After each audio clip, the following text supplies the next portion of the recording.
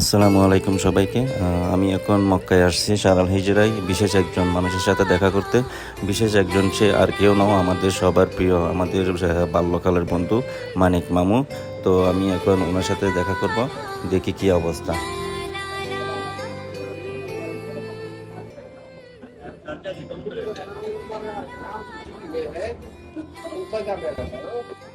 আসসালামু আলাইকুম, ভালো আছেন না? কেন আছেন না?